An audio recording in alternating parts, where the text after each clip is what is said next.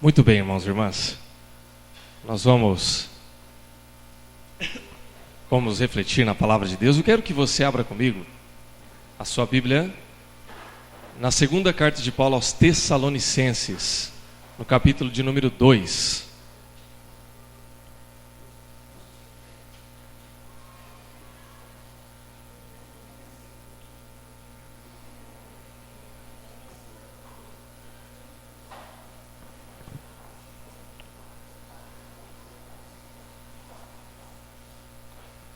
Segunda Tessalonicenses 2,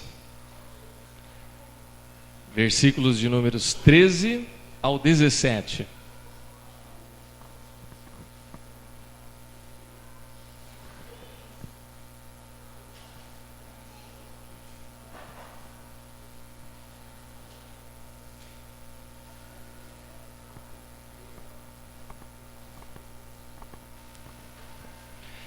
Amém?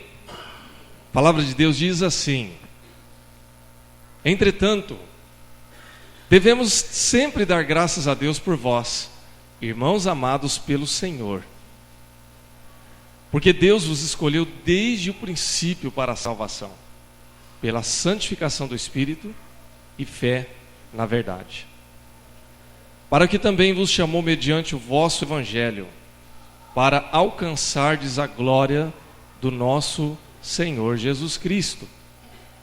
Assim, pois, irmãos, permanecei firmes e guardais as tradições que vos foram ensinadas, seja por palavra, seja por epístola nossa.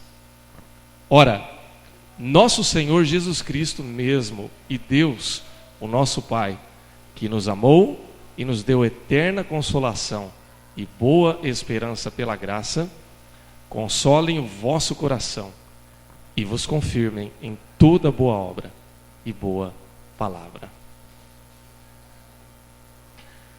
Esse é o texto da palavra de Deus para a nossa reflexão, irmãos, numa data muito importante, ou pelo menos num período muito importante para nós como igreja e como denominação. Por que eu digo isso? Sexta-feira passada, última sexta-feira, dia 31, nós comemoramos os 112 anos da nossa igreja como denominação IPI do Brasil. Estávamos ainda no começo do culto aqui com a imagem, depois no final vai aparecer de novo ali, os 112 anos, isso mesmo, Ezequiel é rápido e eficiente.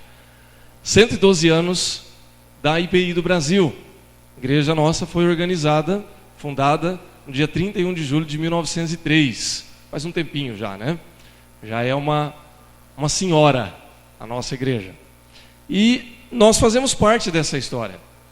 Nossa igreja, como igreja local, IPI, segundo IPI de Presidente Prudente, uma igreja jovem ainda, uma igreja com 20 anos, 21 anos, vai completar 21 anos agora, e que já experimentou um bocado dessa história, já experimentou bastante aí desse período em que a nossa igreja tem vivenciado e que tem passado por profundas transformações. Eu diria o seguinte, irmãos, que se nós falássemos um pouquinho, ou traçássemos aí um histórico da nossa igreja, e se você tiver curiosidade, você pode pesquisar no site da IPI do Brasil, está lá ipib.org, você vai lá em nossa história, você vai conhecer um pouco da história desde o início, os períodos de transição, desde a década de 10, década de 20, década de 30, 40, 50 e etc. Mas eu diria que os últimos 15 ou 20 anos da nossa denominação foram os de maiores transformações. Nós tivemos períodos muito impactantes na história da igreja. Por exemplo, período inicial, os anos 30 foram anos de profunda transformação, não só na igreja como no Brasil. Para quem conhece um pouco de história, tivemos aí períodos de revolução constitucionalista, períodos de guerra mundial em que o Brasil acabou afetado também. Tivemos um período bastante controverso nos anos 70 e nós temos agora a realidade que nós estamos vivendo hoje. E talvez você esteja pensando assim, mas o que eu tenho com isso? O que o texto da palavra de Deus tem a ver com isso? Tem muita coisa, irmãos. Tem muita coisa. Tudo aquilo que nós vivemos como igreja local hoje, direta ou indiretamente, acaba fazendo parte do contexto geral da igreja, ou seja, você faz parte da história dessa igreja. E em contrapartida, o que a igreja como denominação experimenta, acaba afetando a nossa realidade. Não tem como a gente desvincular uma coisa da outra. Nós não somos uma ilha, também não somos uma comunidade independente, nós somos uma igreja local que faz parte dessa denominação. Então a gente influencia e a gente é influenciado. Por exemplo, eu estive há 15 dias atrás na Assembleia Geral da IPI do Brasil, lá em Salvador. Nós estivemos decidindo coisas importantes a respeito da denominação, coisas que afetam as nossas igrejas lá no Rio Grande do Sul e no Amazonas, afetam lá em Recife, em Pernambuco, e afetam no Paraná, afetam em São Paulo capital e afetam aqui em Presidente Prudente. Então faz parte, é uma coisa que não tem como a gente desvincular e nem devemos. Devemos, na verdade, andar como um só corpo, como igreja do nosso Senhor Jesus. Então essa é a nossa história, essa é a nossa realidade, essas são as nossas características como igreja. Já vivemos muitas bênçãos e já passamos por muitos desafios também. E aí então a gente parte para o texto. O texto mostra o apóstolo Paulo dando instruções para uma igreja, a igreja de Tessalônica, que era também uma igreja muito jovem, mais jovem do que a segunda IPI, então naquela época, e que a gente pode traçar um paralelo aqui, né? Havia um grupo de uma igreja jovem que fazia parte já de uma igreja maior, que era a igreja cristã, que estava começando naquele tempo. Então havia ali igrejas por várias colônias romanas, igreja de Jerusalém, que era a primeira igreja cristã ali, e todas estavam ligadas, como parte do mesmo corpo, em que algumas delas eram pastoreadas pelo apóstolo Paulo, outras pelos discípulos, outras por missionários que haviam saído de Jerusalém, e todas faziam parte de um único corpo. E Paulo, por uma série de razões que a gente vai encontrar lá no capítulo 17 do livro de Atos, alguns tumultos, eles precisaram sair às pressas e deixaram para trás essa igreja que começava a dar os seus primeiros frutos, os seus primeiros passos, que era mesclada, tinha ali alguns judeus experientes que haviam se convertido ao cristianismo, que já tinham uma boa bagagem religiosa, mas que eram tão novatos na fé cristã como os demais. Tinha uma bagagem anterior do judaísmo, mas eram todos novos na fé, se assim a gente pode dizer. E muitos novos crentes, gregos, né, que eram tementes a Deus e que tinham se convertido ali há pouco tempo. E Paulo, quando ele escreve a carta aos Tessalonicenses, ele tem como uma das suas maiores preocupações incentivar os novos crentes a permanecer firmes nas provações. Incentivar aqueles novos crentes a perseverarem. Então ele dizia assim: olha, vocês vão passar por tribulação, mas fiquem firmes, sejam santos, não esmoreçam, não desistam, não deixem de ser santos, não deixem de viver uma vida que agrada a Deus, e confiem em Deus, confiem no Senhor Jesus, porque seja qual for a provação, seja qual for a tribulação, vocês vão vencer, se vocês crerem em Jesus. E esta palavra, meus irmãos e irmãs, é a palavra que nos serve também, é a palavra que nos desafia como igreja. Ou seja, não importa se você seja um crente novo ou um crente velho, não no sentido da idade, mas no sentido de vivência com Cristo, né? Porque, afinal de contas, irmãos, nós somos todos jovens aqui, né? É ou não é, irmãos? Só eu que sou jovem, né? Barbudinho jovem. Irmãos, em Cristo nós somos jovens, nós nascemos de novo, né? Eu quero ser chamado de jovem por muitos anos ainda, né? Eu já estou na fase do disfarce já, né? Até alguns 5 anos atrás todo mundo olhava e falava: você é jovem, né? Agora eu já preciso me misturar com jovem para ser chamado de jovem. Mas não importa, né? O que importa é como a gente se sente. Irmãos, nós somos jovens em Cristo, porque nascemos de novo e Deus nos renova. Amém? Os irmãos estão com uma vontade de ficar idoso que está dando tristeza de ver. Irmãos, eu sou jovem, fique com a juventude em Cristo em nome de Jesus, amém? Louvado seja Deus. Irmãos, a preocupação da palavra de Deus é renovar as nossas forças, é fortalecer a nossa fé, é fazer com que nós creiamos firmemente em Cristo Jesus e ter convicção da volta de Cristo, porque é isso que alimenta a nossa fé. O apóstolo Paulo tinha essa preocupação para os Tessalonicenses, como a palavra de Deus tem essa preocupação para nós. E eu quero dizer para você, meu irmão, minha irmã, em nome de Jesus, experimente a novidade de vida que Cristo te oferece. Confie em Deus, abra um sorriso espiritual nesse rosto e acredite que Deus te dá força para você vencer a tribulação, para você vencer os desafios, para você vencer os seus medos, as suas dúvidas, os seus temores, o seu cansaço. Deixe que Deus fale ao seu coração, deixe que Deus levante você, deixe que Deus alimente a sua fé em nome de Jesus. E aí a palavra de Deus nos mostra como fazer isso. Em primeiro lugar, de que maneira a palavra de Deus nos orienta? Primeiro, é necessário que nós nos vejamos como igreja, não apenas como indivíduos, porque nós estamos falando de uma igreja aqui. Então, de que maneira que nós devemos caminhar? Primeiro, sendo uma igreja que mantém um coração grato a Deus.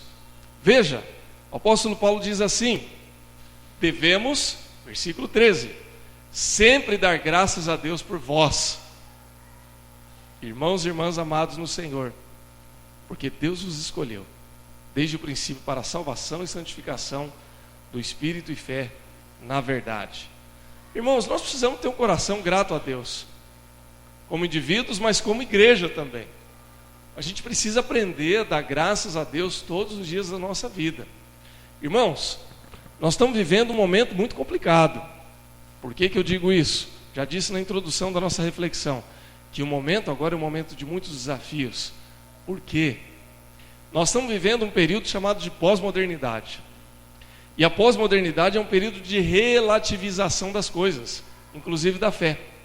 Ou seja, ninguém quer ter um compromisso sério com nada. Todo mundo quer relativizar as coisas. Ah, casamento é relativo, né? Você pode ficar como pode não ficar. A sexualidade é relativa, né? O que ele é? Eu não sei o que ele é alguma coisa, né? Existe até uma expressão nova agora que se chama goi. Você já ouviu falar? Antigamente a gente ouvia falar de gay, né? Agora você ouve falar de goi, que são rapazes que se consideram heterossexuais, mas eles gostam de beijar homens também. Não, mas ele não é gay, ele é goi. Seja lá o que isso significa, né? Irmãos, isso é pós-modernidade, é relativização das coisas. É uma brincadeira, mas embora isso dizem que existe, né? Mas vamos falar sério. Nós estamos vivendo um momento, irmãos, em que as pessoas não querem mais agradecer a Deus por nada. Eles querem pedir. Ou melhor, exigir. Deus, você tem que me dar aquilo que eu preciso e agora. Senhor, eu preciso da cura para a minha enfermidade. E é quinta-feira, porque quinta-feira é o dia da cura da enfermidade. E eu preciso da bênção financeira. E é na terça-feira, porque terça-feira é o dia da bênção financeira. Dá para entender, irmãos? Qual o dia que nós vamos reservar para agradecer a Deus? Bom, talvez na sexta-feira, que é o dia de louvor. Ou no domingo, quem sabe. Meus irmãos e irmãs, igreja do Senhor é a igreja que tem coração grato a Deus. E por qual razão que nós devemos ter um coração grato a Deus? Eu diria que por todas as coisas. Domingo passado nós cantamos Te Agradeço, né? E hoje de manhã também. Te agradeço, meu Senhor. Por quê? Por tudo que tens feito, por tudo que vais fazer. Nós poderíamos dizer por todas essas coisas, mas o texto nos ajuda. O texto diz assim: damos graças a Deus, irmãos, versículo 13 ainda, porque Deus vos escolheu desde o princípio para a salvação e para a santificação do Espírito e fé na verdade. Meus irmãos, vamos pegar aqui para que Deus nos escolheu então? Para salvação. Nós somos escolhidos para ser salvos. Sabe o que acontece, irmãos? A gente passa por tantos problemas, por tantas lutas, pelos perrengues da vida, pelas decepções, pelo próprio cansaço. Às vezes a gente só está cansado e a canseira deixa a gente um pouco para baixo, negativo. E a gente começa a pensar só na nossa realidade presente e esquece um pouco, ou esquece totalmente, do que é, afinal de contas, que Deus, ou para qual propósito que Jesus morreu por nós. Para que Jesus morreu pela sua vida, meu irmão? Para que você fosse salvo. Para que eu e você tivéssemos vida eterna. A gente muitas vezes se apega apenas na promessa de Jesus: eu vim para que tenham vida e tenham em abundância. E aí eu esqueço da parte da vida e fico só com a abundância. Eu quero a abundância de Deus. Eu quero prosperar, eu quero ter saúde, eu quero ter bons relacionamentos. E Deus promete isso para a gente, Ele nos dá essa oferta. Mas a gente esquece da primeira parte: eu vim para que tenham vida. E o que Jesus nos oferece é vida eterna. E aí quando a gente fala da vida em abundância, a gente não consegue entender qual que é a abundância de Deus. Que pode ser incluídas tais coisas que nós falamos, mas não necessariamente. Porque a abundância de Deus pode ser espiritual, que é muito melhor do que as coisas materiais. Então, eu preciso agradecer todos os dias da minha vida pela salvação. Eu sou salvo em Cristo Jesus. Você é salvo em Cristo Jesus, meu irmão, minha irmã. Quantas pessoas aí fora podem chegar e dizer com tranquilidade: você se considera uma pessoa salva? Antigamente, quando eu não conhecia Cristo ainda, eu não sabia responder essa pergunta. As pessoas chegavam para mim e diziam assim: você tem convicção da sua salvação? Se você morrer hoje, você vai para onde? Eu ficava com medo de responder. Eu falava: eu acho que eu vou para o inferno. Ou então eu dizia assim: olha, talvez eu vá para o céu. E aí, por que talvez? Eu sou uma pessoa honesta, eu trabalho, não faço mal para ninguém. Mas eu não tinha convicção. E meus irmãos e irmãs, em Cristo, nós podemos ter essa convicção. Nós somos salvos. Amém? Você é salvo, meu irmão. Se você crê em Cristo como seu Senhor e Salvador, você é salvo. Então, por que eu tenho que agradecer por isso? E nós temos, ou fazemos parte de uma igreja que prega o Cristo vivo, que prega a salvação, que prega o arrependimento de pecados, que prega a vida eterna em Cristo Jesus. Então, em primeiro lugar, eu preciso ser uma igreja que mantém um coração grato a Deus, porque é para isso que Deus me chamou. Quando Paulo diz assim: pelo Espírito e pela fé na verdade, quem que é a verdade, irmãos? A palavra de Deus diz assim: conhecereis a verdade e a verdade os libertará. A verdade é Jesus, e nós pregamos Jesus. Que Deus te abençoe em nome de Jesus. Segundo lugar, nós precisamos ser uma igreja que guarda as tradições ensinadas. O apóstolo Paulo diz no versículo 15 aos Tessalonicenses: assim, pois, irmãos, permanecei firmes e guardais as tradições que vos foram ensinadas, seja por palavra, seja por epístola ou por carta nossa. Interessante, porque o apóstolo Paulo, assim como Silvano, assim como Timóteo, aqueles que acompanharam Paulo nas suas pregações, eles não acordaram da noite para o dia conhecendo o Evangelho. Você não vai encontrar na Bíblia isso. Alguém que foi dormir à noite e de repente teve um sonho lá e de manhã acordou pleno do conhecimento da palavra de Deus, do Evangelho, e saiu pregando. Não. Essas pessoas precisaram receber o Evangelho de alguém. Precisaram ouvir a proclamação da palavra de Deus. Precisaram de alguém que as instruísse. Com Paulo foi assim. Mesmo ele sendo um erudito da lei, quando ele se converteu lá na estrada de Damasco, ele precisou ali que Ananias orasse pela vida dele. Ele precisou que Barnabé fosse uma pessoa paciente e o discipulasse ao longo da sua caminhada, para que depois ele se tornasse o Paulo que pregava o Evangelho, que ensinava, que fundava igrejas. O que eu quero dizer com isso, irmãos? Houve uma tradição, houve um conjunto de fé e de palavra que orientou a sua vida e que orientou a vida de muitas pessoas. E Paulo tinha essa preocupação, ele dizia assim aos Tessalonicenses: olha, eu não vou poder ficar com vocês, não vai ter jeito de eu continuar com vocês, então é fundamental que vocês permaneçam firmes naquilo que vocês foram ensinados e permaneçam firmes nas tradições que lhes foram passadas, porque aí vocês não vão errar. E se vocês errarem, vocês vão errar a menos. E se vocês puderem crescer na palavra de Deus, vocês vão crescer nesse conhecimento. Irmãos, nenhum de nós aqui é uma ilha. Ninguém aqui é autodidata. Por mais que você seja esforçado na leitura da palavra de Deus, eu recomendo que você seja, mas você foi discipulado por alguém. Ou você está sendo ensinado por alguém. Eu não sou autodidata. Quando eu me converti, eu tinha uma curiosidade tremenda.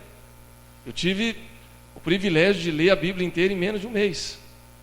Logo que me converti, porque eu tinha sede. Eu tinha fome da palavra de Deus. Eu ficava pensando, meu Deus, como é que eu pude passar tantos anos da minha vida e não conhecer a palavra de Deus como eu estou conhecendo hoje? Mas depois eu entendi a resposta. Aliás, hoje de manhã, só para não perder a tradição, né, a gente sempre fala do domingo de manhã, nós falamos sobre isso, né? No texto em que nós lemos cedo, que a gente, está lá em 1 João, no capítulo 2, que a gente é instruído pela unção e pela direção do Espírito Santo de Deus. Antigamente eu lia a Bíblia e não entendia. Depois que eu me converti, o Espírito Santo de Deus começou a me revelar o entendimento da palavra de Deus. Aí eu comecei a entender, por isso que eu li tão rápido. E entendi. E desde então eu estou lendo, e cada vez que eu leio eu aprendo mais.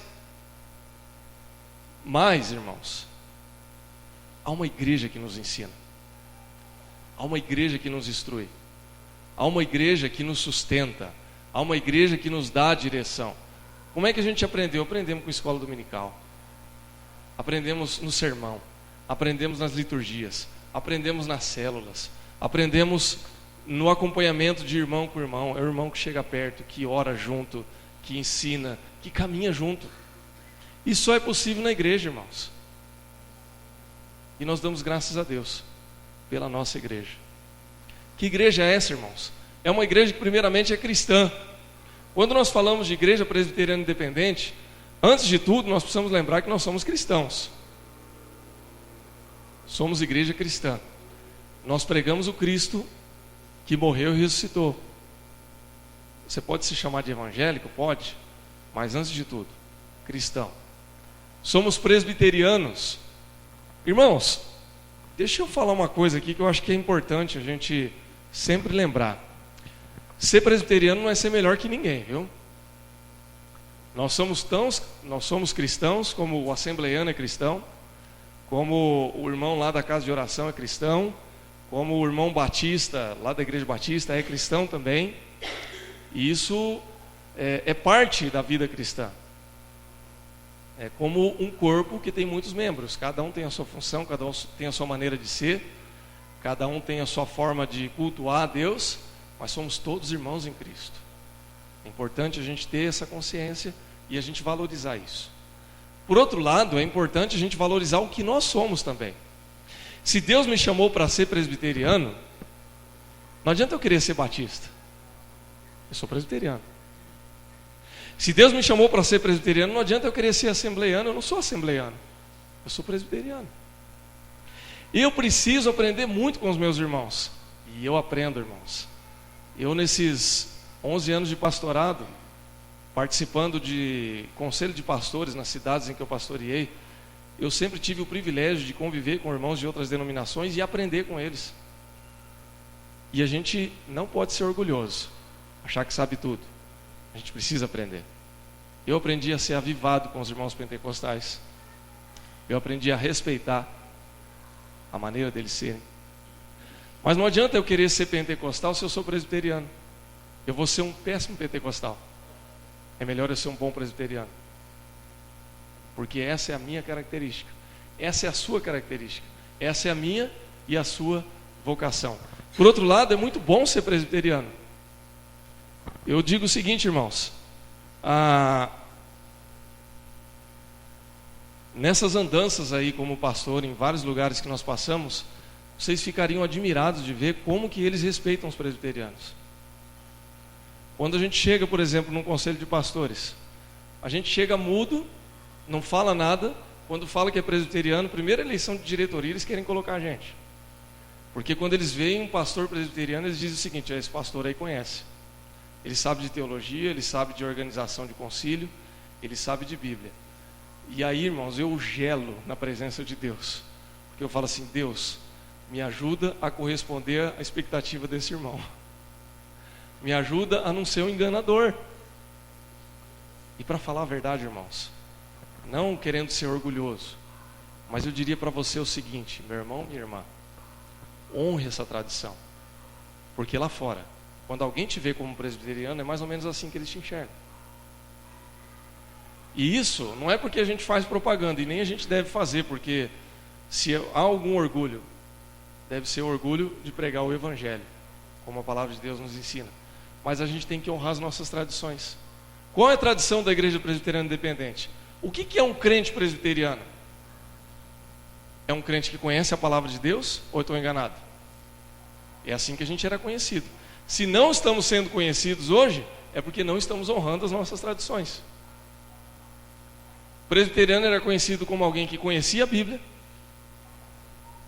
alguém que era firme, alguém que não abria mão da sua igreja, alguém que caminhava na luta, na alegria ou na tristeza, mas não deixava de honrar suas tradições, e alguém que pregava o Evangelho, que falava de Jesus. É uma igreja bíblica. As outras coisas que nós adquirimos no caminho são coisas para agregar valor. Hoje, pela graça de Deus, o presbiteriano é avivado. Ele crê, por exemplo, na contemporaneidade dos dons. Isso é uma coisa que a gente aprendeu no caminho, que a gente agregou. Mas a gente não pode querer ser uma coisa e deixar de ser outra. Somos presbiterianos. Somos uma igreja reformada. Somos uma igreja bíblica. Somos uma igreja que prega o Evangelho. E é para isso que Deus nos chamou. Amém, irmãos? Finalmente, nós precisamos ser uma igreja que confirma toda boa obra e palavra de Deus. Paulo encerra orando a Deus para que eles permaneçam firmes em toda boa obra e em toda boa palavra. Está lá no versículo de número 17. Quando Paulo fala a respeito de confirmar toda boa obra e toda boa palavra de Deus, é porque a igreja de Tessalônica, mesmo sendo uma igreja ainda jovem, era uma igreja produtiva. Era uma igreja que as pessoas ouviam falar bem. Era uma igreja que,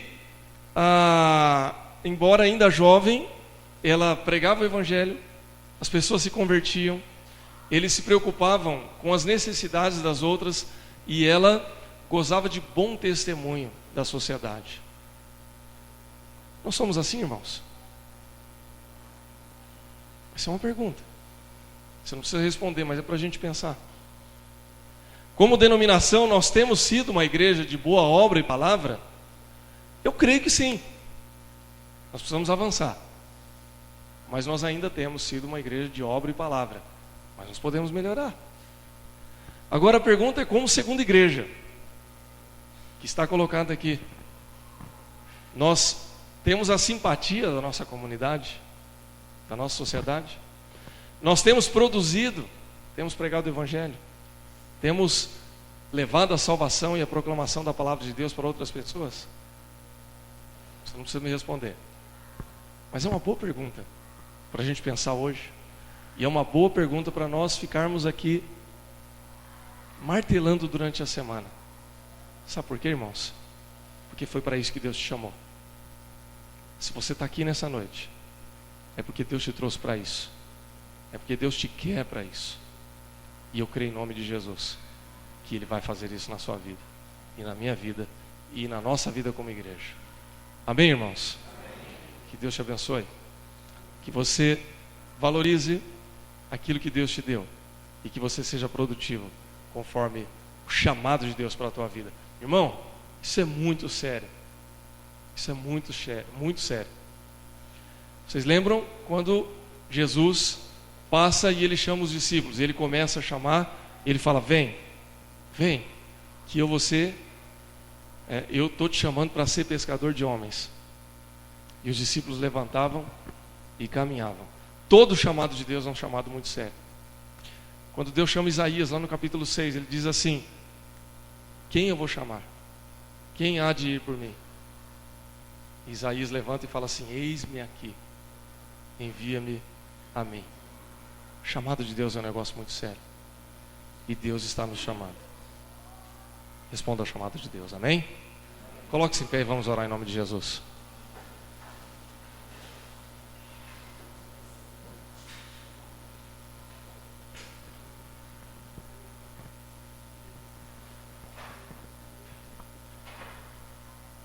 Pai, nós queremos te agradecer, porque somos igreja do Senhor, igreja viva, igreja que se faz presente, igreja que como denominação chega aos seus 112 anos de vida.